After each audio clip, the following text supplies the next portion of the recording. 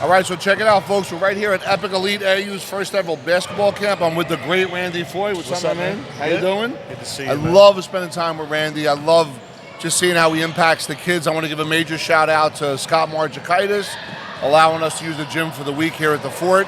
And one of the most impressive things that I've seen, this is day 2, but one of the most impressive things that I've seen so far is how Randy communicates with the kids on all different levels. We're talking about grammar school, we're talking about mid, and then we're talking about high school, and some of the kids that and the coaches that are here on the verge of college, and the impact and the splash that he's having on all these different segments of these different kids based on their what's called their basketball and their learning timeline is awesome to see. And I can't thank you enough, Rand. And I would love to hear how you're feeling about what's happening right now and what's important to you for these kids.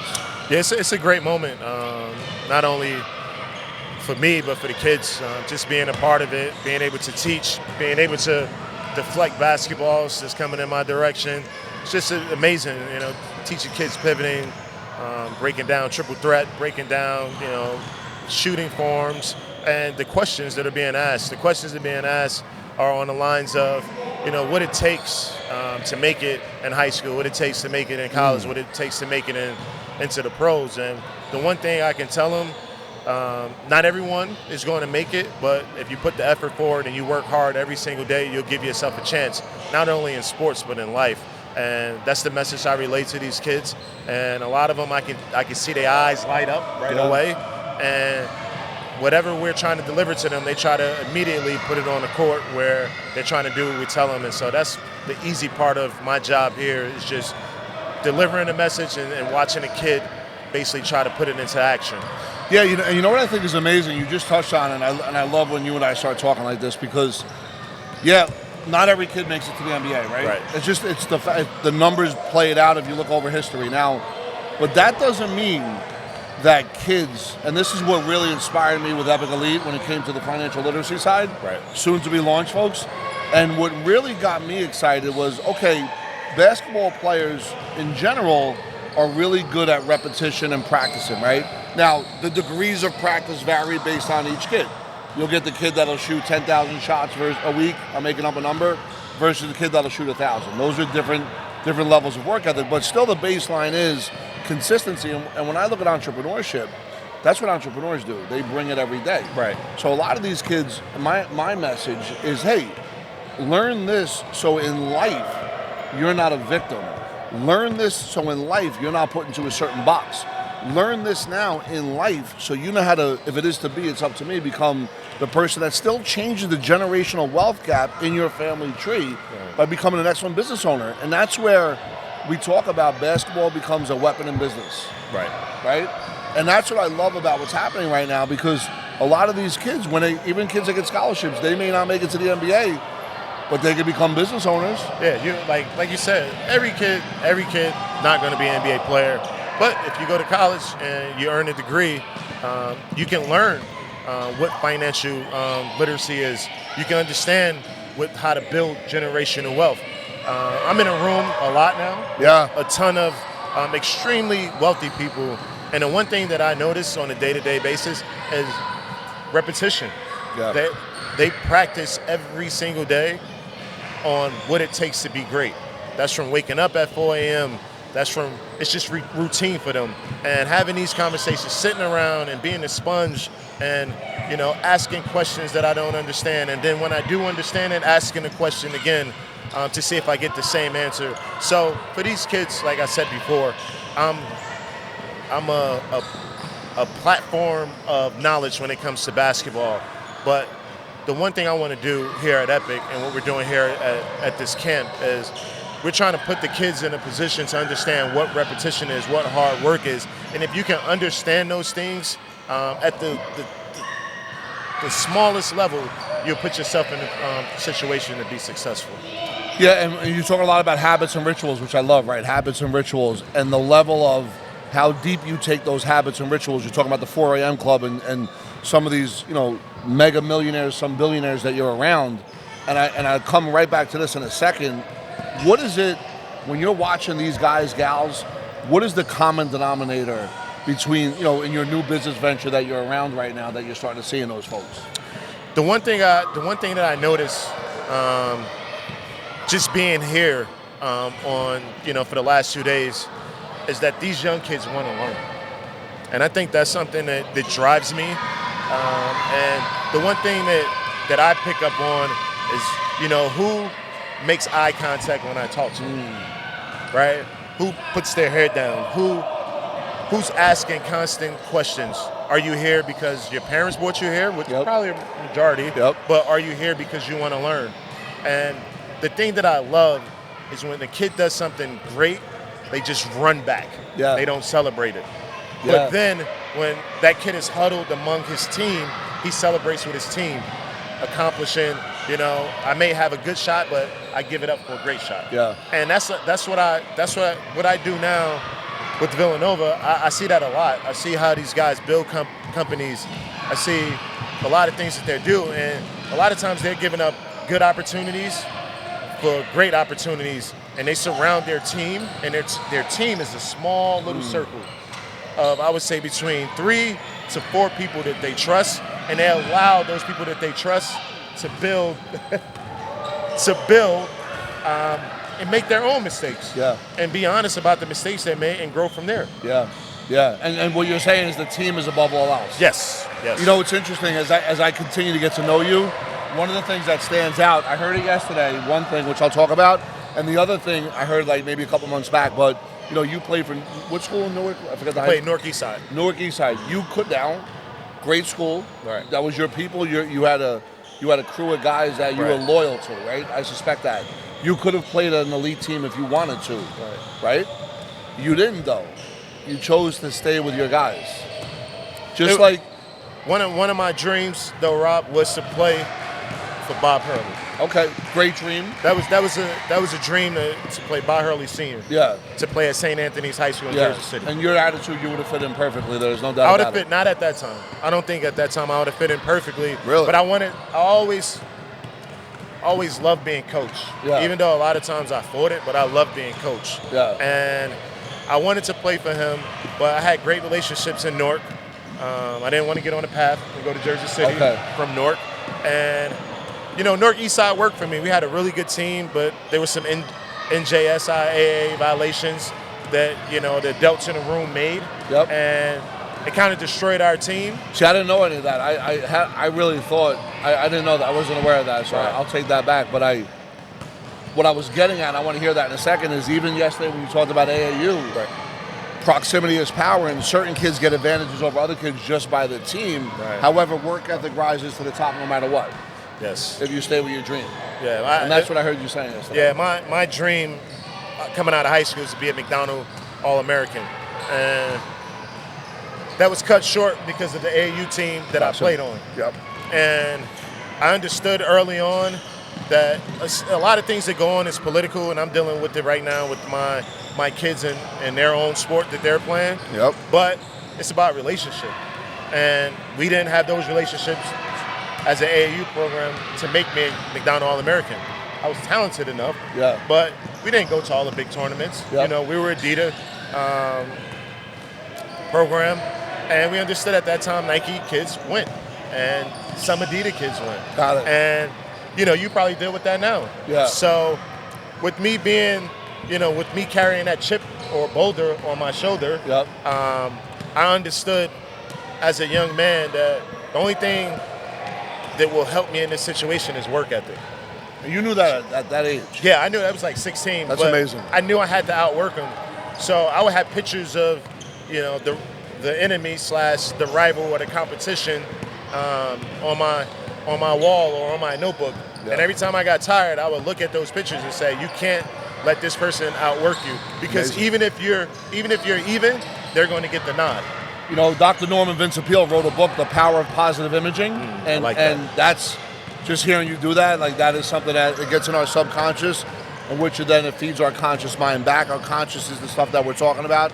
The subconscious is that deep part of your brain, and by doing these visualization exercises, whether it's a poster board or even like before you go to bed and when you wake up at night, is real powerful. And I just watch you talk to these kids, and the response that they give you to me. I mean, I love watching when somebody gets it, when a light bulb goes off.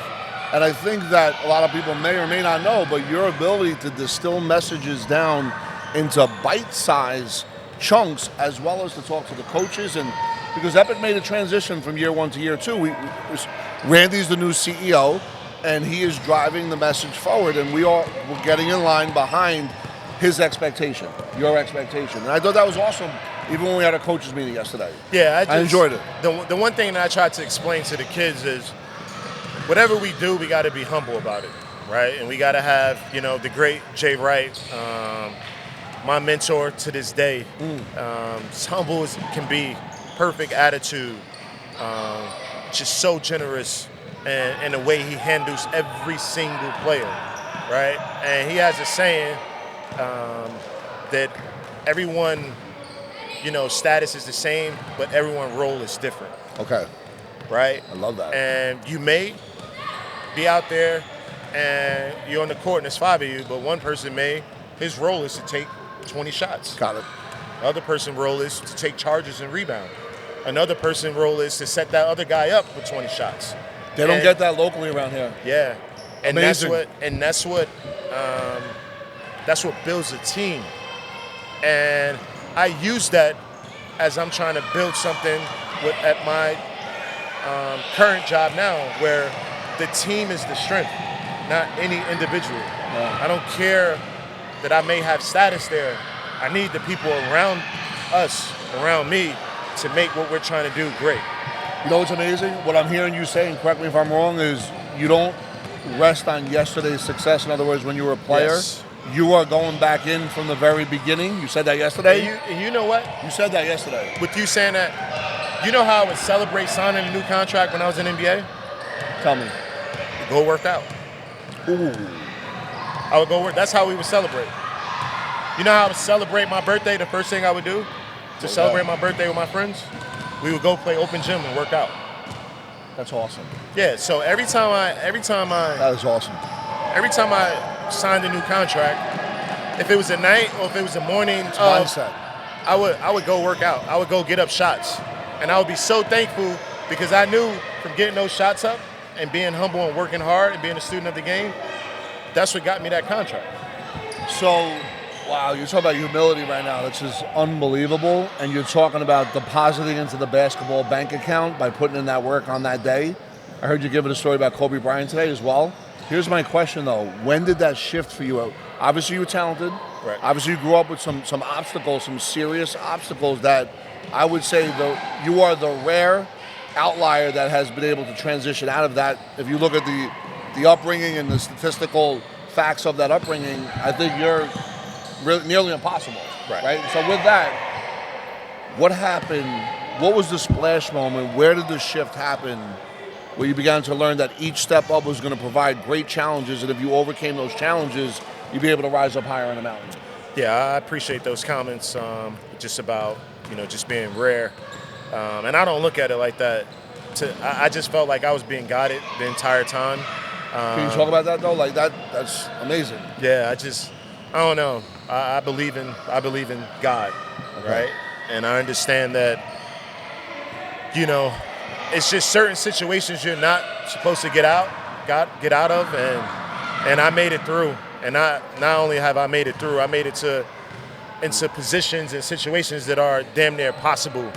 And just to be able to do that, especially where I'm from, and watching a lot of my friends not get through and make it through, and watching a lot of my friends that are not here with us, or a lot of my friends that are incarcerated for decades, and to look at myself being able to do what I'm doing at my alma mater, which is Villanova University. It's amazing. And to be back here to just have conversations that help kids. Amazing. In the Jersey area, I just think that God is the man. Just put it that way. Yeah, no, because I watch you. Not only you giving back, but you're a great dad, and you stand for righteousness. Right. You stand for truth. You really do. And I'm not just this is how we talk privately. And to me, just being in proximity to you, I feel very lucky. Right. So I want to go back on this though, because it's important. Can you identify a moment where there was a shift? Yep. And you just started saying, you know what? It's clear. I now know what I want to do, and I know how I'm going to go about it. I think it was when I moved in with my aunt slash great grandmother Ruth. My grandmother, she had a substance abuse problem.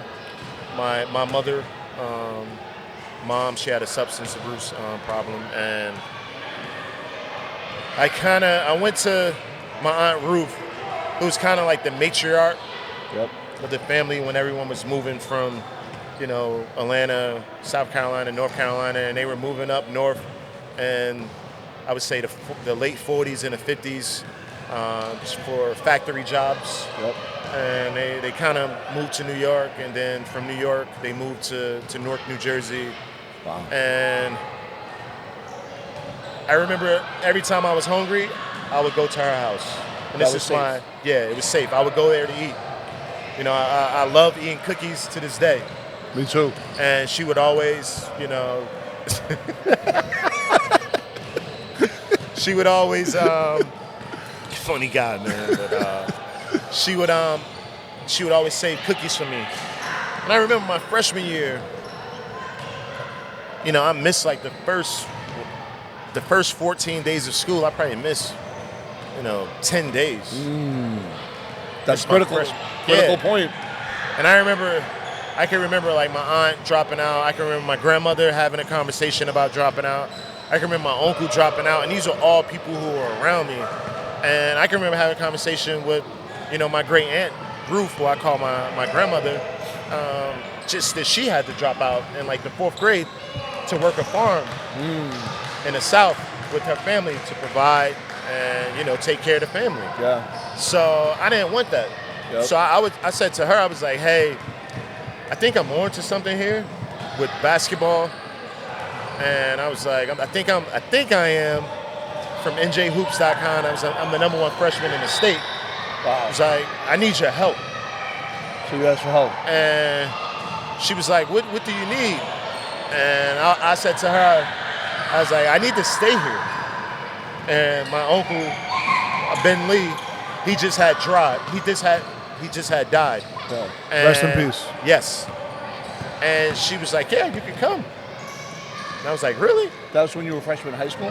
So I was a freshman in high school. And you were already recognized by NJ Yeah. Hoop? Wow. I was 14 years old. And I was like, I need to stay here.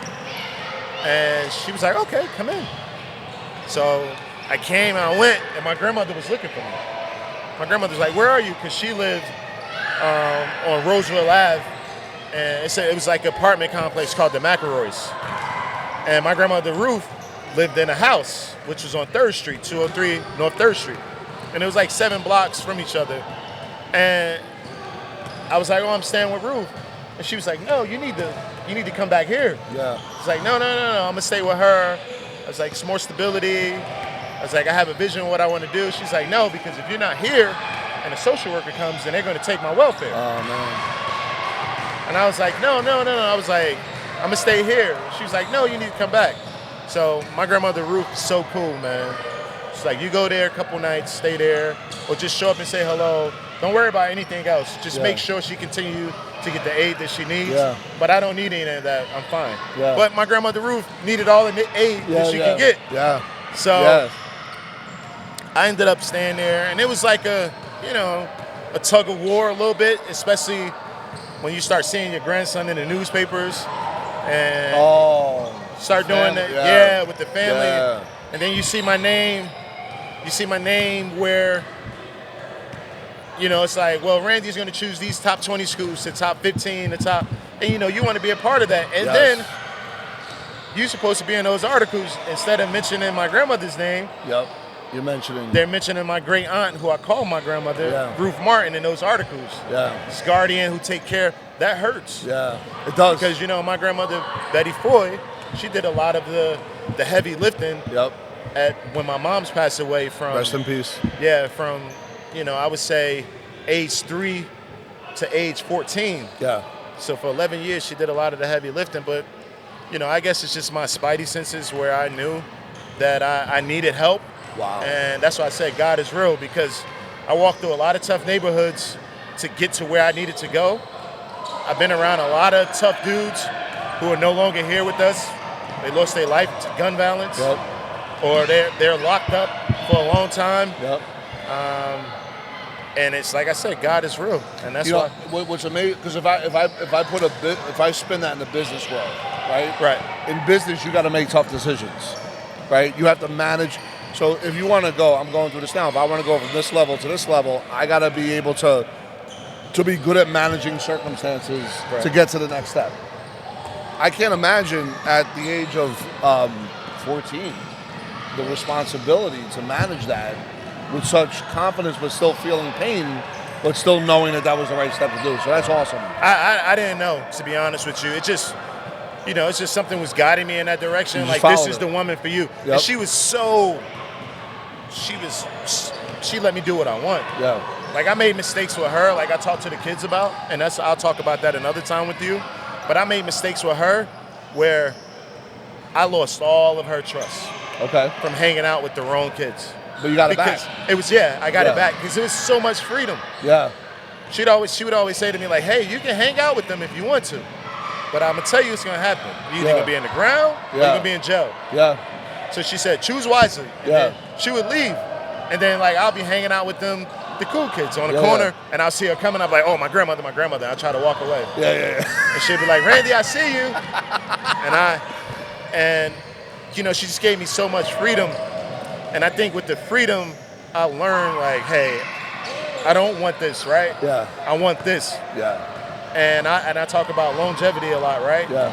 I know hanging out with the wrong guys and, doing things like petty crimes, there's no longevity there. No. Just a long sentence in prison, right? It is, yeah. But playing basketball, there's a lot of longevity, and there's a lot of generational wealth built there. Yeah, and it translates to other things. Yes. So, Rand, let me ask you this. Epic Elite AAU, financial literacy.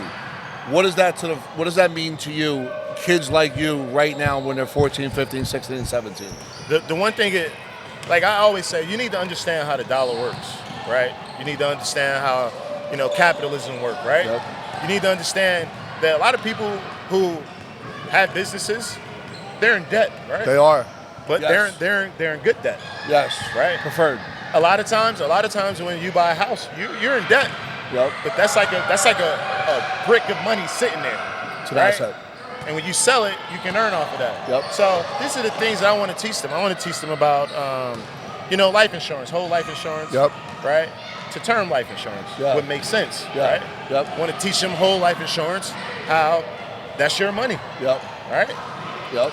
That when you pass away, you passing that down to your spouse and your kids. Also, the cash inside there, though, you can play cash with. Value. Yeah. So this is the things that I want to talk to them about, but I want to help them learn things that I didn't learn until I graduated college. Yeah. So I think it's important, especially for kids that come from the same demographic as myself. Yep. I think it's important that they understand financial literacy at an early age. Yeah. Because if they understand it at an early age, the sky's the limit for them. I agree with that 100%.